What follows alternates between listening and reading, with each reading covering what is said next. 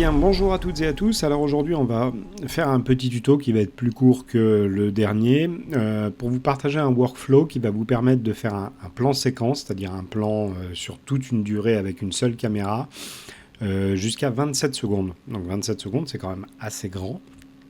Et donc vous allez, à partir d'une image, pouvoir réaliser un plan séquence et raconter toute une histoire sur 26 secondes. Ces 26 secondes vont se découper en fait en 6 petites vidéos de 4,5 secondes chacune. L'avantage avec ce workflow, c'est que vous allez avoir un plan séquence qui va être fluide sur tout le long. On pourrait le faire avec une série de start end image. On démarre par une image, on arrête par l'image qu'on lui donne. Et puis une fois qu'on a fait ça, on reprend la dernière image et puis on refait une autre séquence. Mais ce sera moins fluide. On verra les coupes entre chaque séquence. Là, ce workflow, il va permettre de délaguer ces coupes-là et de faire une vidéo qui va avoir des transitions douces sur toute la durée. Donc ça donne quelque chose de plus sympa qu'une série de vidéos mis bout à bout. Comment il fonctionne ? En fait, c'est très simple. On démarre d'une image fixe et on va, avec Qwen ou avec n'importe quel autre modèle, faire une série d'images pour raconter votre histoire.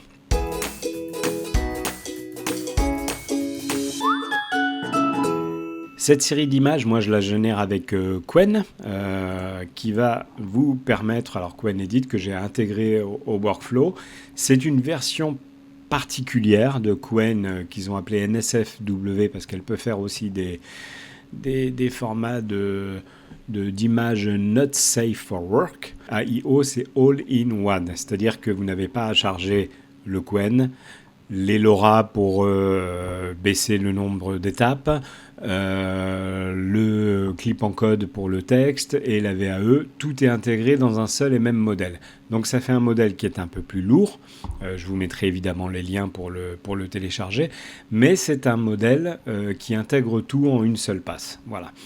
Donc comment ça marche ? Eh bien ici je vous présente le workflow, on a ici toute la partie génération de scènes, donc les différentes scènes qu'il va nous falloir. Il va nous en falloir 6, 7 en fait.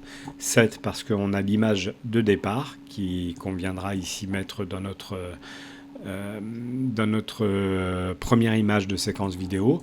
Et puis on va avoir, là il a utilisé la dernière que j'avais faite il y a quelques temps, on va avoir ici 6 fenêtres de 4,5 secondes chacune, dans lesquelles on va mettre ici le end frame, la dernière image de la vidéo.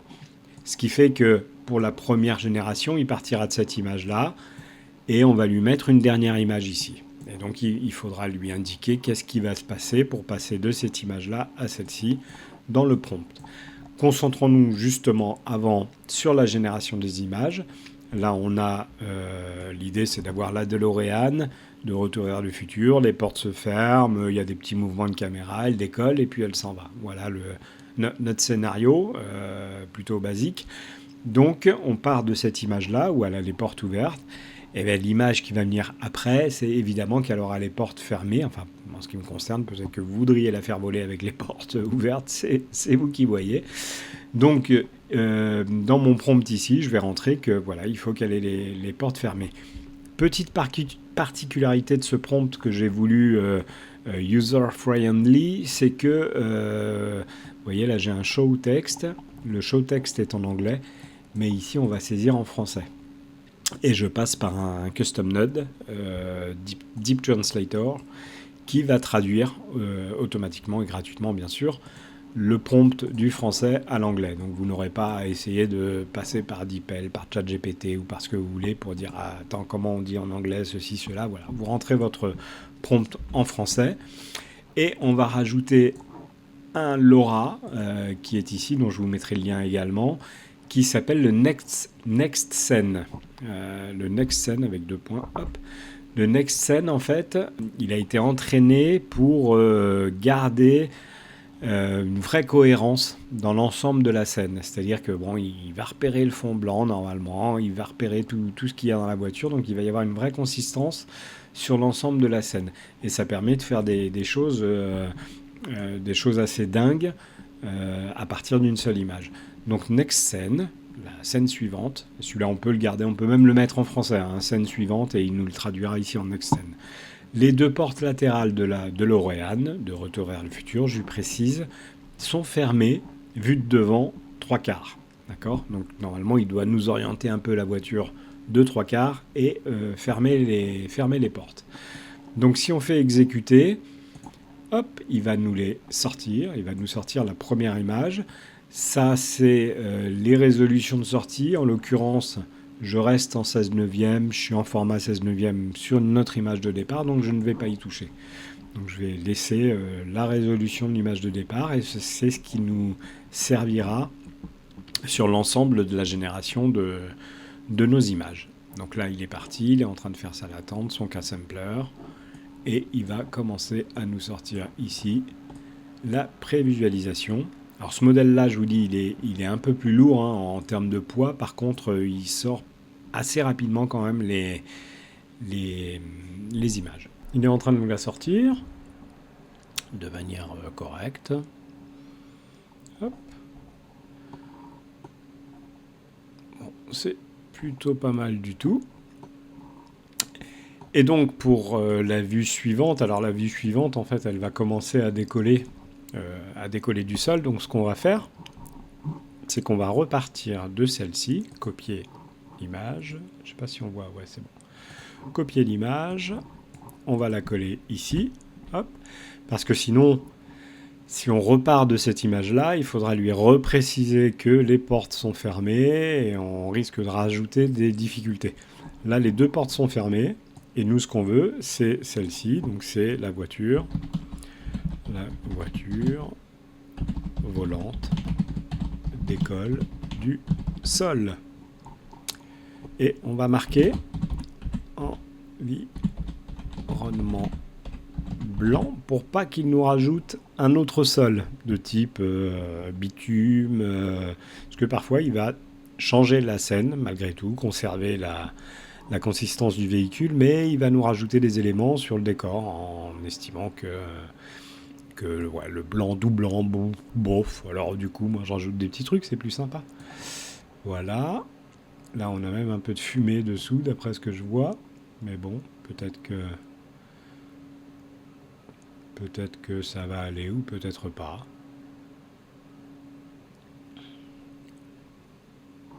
Ouais, c'est particulier. Donc moi, j'aime pas trop, donc on va lui en refaire faire. Alors là, il est en mode random. Hein. Donc comme il est en mode random, il va changer le seed à chaque fois tout seul. Donc c'est pas un problème.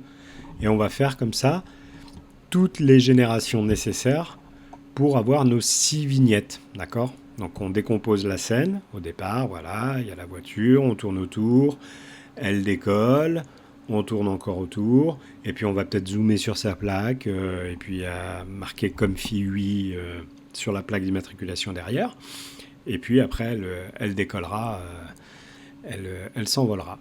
Donc on fait nos 6 petites vignettes, et on vient les mettre une par une, à chaque fois qu'elles sont bonnes, dans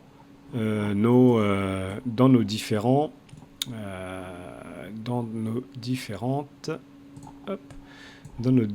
scènes. Voilà, là je la colle ici, c'est copier-coller, hein, c'est aussi simple que ça. On copie l'image ici et on fait CTRL V ou coller, paste ici, d'accord? Et puis on le fait pour chacune de nos 6 petites vignettes, d'accord? Donc une fois qu'on a sorti toutes nos petites images qui vont nous servir de out, hein, ni plus ni moins, puisque le in sera celle-ci et le out sera celle-là, dans cette scène-là, eh bien on va pouvoir donc activer justement la génération de vidéos. Alors là, je vous l'ai préparé scène par scène. Donc ce qu'on va faire, c'est qu'on va ici débloquer, fermer, hop, tous les petits putters, et on va fermer la génération de scènes, puisqu'on n'a plus besoin de faire d'images, on les a déjà toutes mises au fur et à mesure. Donc la première image de base, c'est celle-ci, d'accord? Là, on passe dans le résolution master, qui lui la remet à la taille. Alors c'est un custom node hein, que vous installerez. Il le remet à la bonne taille pour One en landscape, en 16 neuvième. Voilà, donc il le met comme il faut, en 832 par 480. Et donc il va générer l'ensemble des scènes ici sur cette résolution. D'accord ? Là, on va pouvoir en haut activer la scène 1. Donc vous voyez, ça vient dégriser, enfin déviolenter, je ne sais pas trop, dévioler. C'est pas terrible. Hein. Ça vient enlever ici le blocage. Donc quand elles sont en violet comme ça, c'est qu'elles sont désactivées. Donc ça vient activer cette fenêtre. Et ici, on a à nouveau une zone de texte. Et comme l'autre, je l'ai mise en français, puisque à l'intérieur, je ne vous l'ai pas montré tout à l'heure, mais à l'intérieur, j'ai aussi mon traducteur, qui va faire la traduction du texte en anglais. Donc ici, pour notre séquence qui part de ça pour aller à là, globalement, on va décrire la scène, c'est-à-dire que la caméra... On va zoomer, hein, sinon vous n'y verrez rien. La caméra effectue une rotation pendant que les portes de la voiture se ferment. Okay. Et puis on va lancer. Ce que je vous conseille, c'est pas de tout activer et tout lancer d'un coup parce que ça va être long et peut-être qu'il faudra refaire plusieurs fois cette scène-là en changeant le seed. Donc on va lancer la première génération et on va voir ce que ça va donner. Donc là, il est parti. Il est en train de calculer. On voit la barre verte ici qui est en train de progresser, qui va aller jusqu'au bout. Je vous avais montré dans ma dernière vidéo que j'avais activé la prévisualisation vidéo, ce qui nous permet de voir s'il n'y a pas une fusion qui va se passer, s'il n'y a pas un morphing, un truc pas terrible qui nous permettra d'arrêter la vidéo, la génération de la vidéo en cliquant sur annuler, on change le seed et on recommence, ou on change des phrases dans notre prompt. Donc on va le laisser faire, on va voir ce que ça va donner. Et c'est parti. Donc vous voyez, il est en train de faire une rotation. Par contre, là, il me fait n'importe quoi. Oups, j'ai un effet de fusion. Alors sur les premières, on va quand même laisser faire un petit peu. On voit la barre de progression. Donc là, ça va pas être bon parce qu'on va avoir, vous voyez, une porte qui s'ouvre, d'autres qui se ferment et une espèce de mouvement. Donc non. On ferme ça, ça va pas le faire. Donc on va changer notre seed. La caméra effectue une rotation autour, allez, de la voiture pendant que les portes de la voiture se referment. Referme. Est-ce que ça va changer quelque chose? Parfois oui, parfois non. Encore une fois, je rappelle, c'est de l'IA, beaucoup de random, parfois beaucoup de générations avant d'arriver au résultat que l'on souhaite. C'est pour ça qu'il vaut mieux le faire scène par scène plutôt que de lancer toutes les scènes d'un coup et puis que la cinquième, elle soit à refaire. Ou la cinquième, et la quatrième, et la troisième, et la seconde, et quasiment toutes. Une fois qu'on va avoir notre rendu, ici, qui nous plaît, on ne touche plus à rien, et on va aller activer la scène 2, et ainsi de suite. Ce serait peut-être pas mal, mais il va me la fermer, la porte, à moins qu'il la corrige après, parce qu'il va se rendre compte qu'elle vient du dessus. Il faut peut-être lui indiquer que c'est une porte qui se ferme par le haut, parce que là, vous voyez, il nous rajoute une autre porte latérale d'une Citroën classique. Donc non, ça va pas le faire. En revanche, le mouvement est bon. Donc, on va peut-être pas bouger le seed, mais on va lui indiquer que... Donc j'arrête le rendu, et je lui indique pendant que les portes de la voiture se referment par le haut.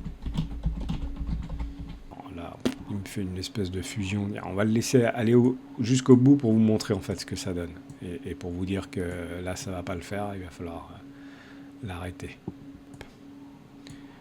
Et donc vous voyez, on a une espèce de déformation fusion dégueulasse. Et il referme bien la porte. Et voilà. Donc on va le refaire jusqu'à ce qu'on ait un résultat satisfaisant.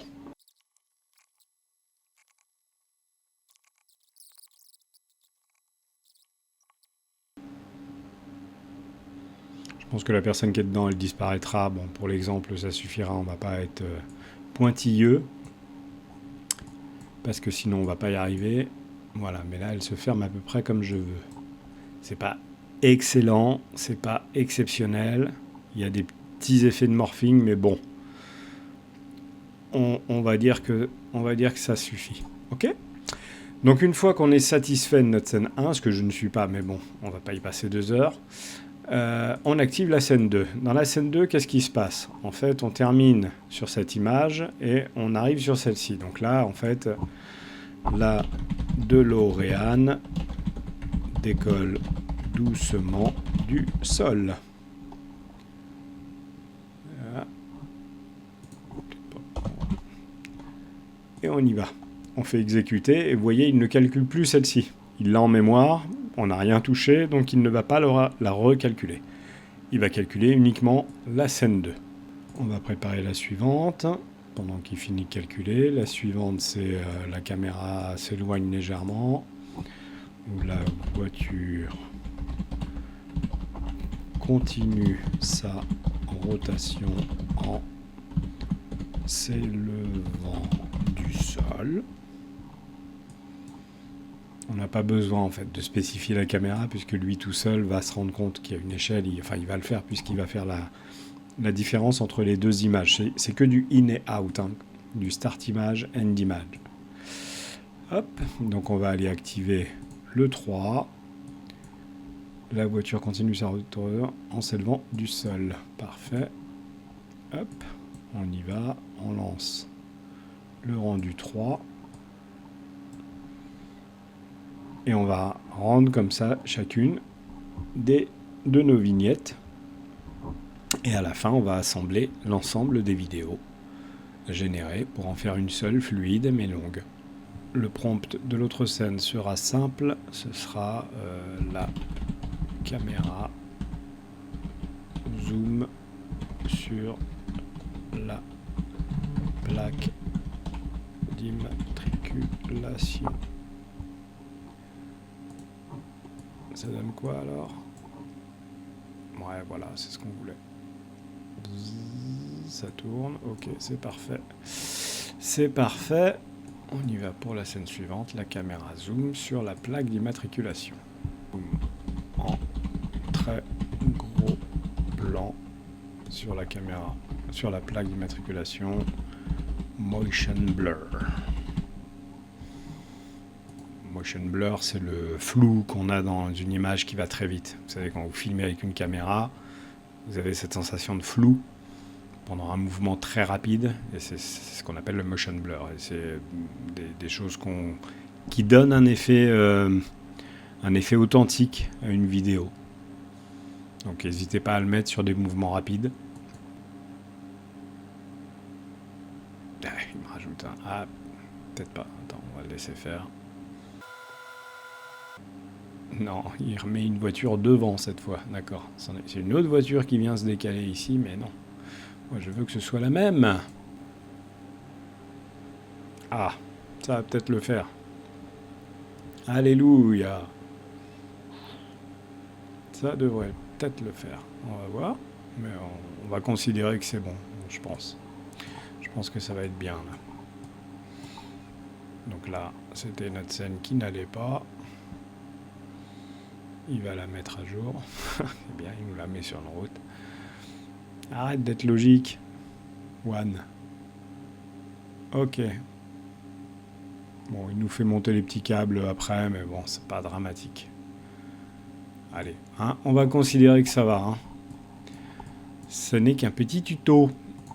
Donc, la scène finale.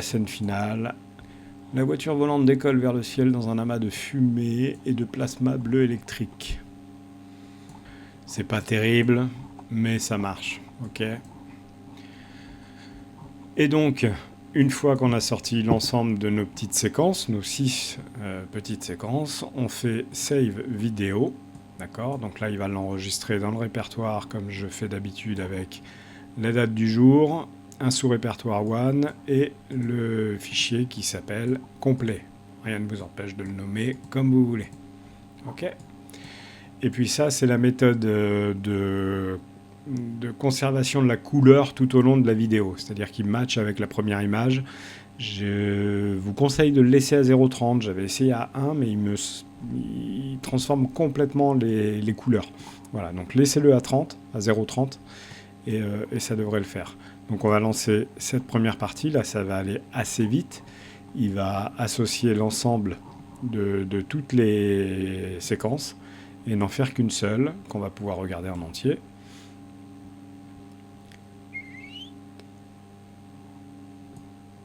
Tac. Donc là il y a un bonhomme dedans, mais c'est pas très grave. Pouf, il la referme. Il y a un truc qui se ferme. Bzzz, elle commence à décoller. J'entends la musique. Elle se cogne un petit peu au sol. Rotation. En mettant du son, ça va pouvoir le faire. On zoome sur la plaque. Et c'est parti. Voilà. Bon, ok. Oui, on peut faire mieux. Oui, on peut faire pire aussi. Et la dernière, qui est vraiment optionnelle, hein, mais vous avez remarqué qu'on travaille à 16 images par seconde pour correspondre à ce que One a appris. One a été entraîné sur 16 images secondes. On pourrait le mettre à 25, mais à 25, on a des mouvements vraiment rapides pendant les rendus. On a des trucs qui ne font pas naturels. Donc en fait, ce qu'on fait, c'est qu'on le met à 16. Et avec le frame interpolation, ici, qu'on active, on va doubler le nombre d'images. Il va calculer toutes les interimages pour arriver sur une image, sur une vidéo qui vous fera du 32 images secondes, ce qui va être quand même beaucoup plus fluide. D'accord ? Donc on va lancer le calcul, ça va être un petit peu long, soyez pas inquiets, c'est quand même assez long. Donc vous le laissez faire. Pendant ce temps, vous allez manger, vous allez boire un café, vous allez faire ce que vous avez à faire. Et quand vous reviendrez, la vidéo sera prête. Donc je vais mettre en pause la vidéo et je reviens vous la montrer en intégralité quand elle est finie. Voilà, il vient de terminer. Il est en train de calculer sa dernière. La voici. Donc on va pouvoir ouvrir la vidéo. Nous voici sur la vidéo complète. Évidemment, je ne vais pas mettre la musique et je ne vais pas la sonoriser, mais on peut aller plus loin dans notre logiciel de montage pour mettre de la musique, pour sonoriser tout ça. Évidemment, la musique de Retour vers le futur s'y prête particulièrement, mais pour des raisons de droit, je ne vais pas pouvoir la mettre sur YouTube, donc je ne vais pas le faire. Mais voilà, on a une vidéo complète, fluide. Voilà, j'espère que ce petit tuto vous a plu, qu'il vous a appris des choses, et vous serez maintenant en capacité, avec un seul workflow, de sortir un plan séquence d'une durée de 27 secondes, plan séquence que vous imaginerez sur n'importe quel sujet à partir du moment où vous avez une image en entrée, et votre créativité pour animer cette image. Je vous souhaite d'utiliser ce workflow, de sortir plein de belles séquences vidéo qui vont vous amuser ou amuser vos amis, et moi je vous dis à très bientôt. Je reviendrai.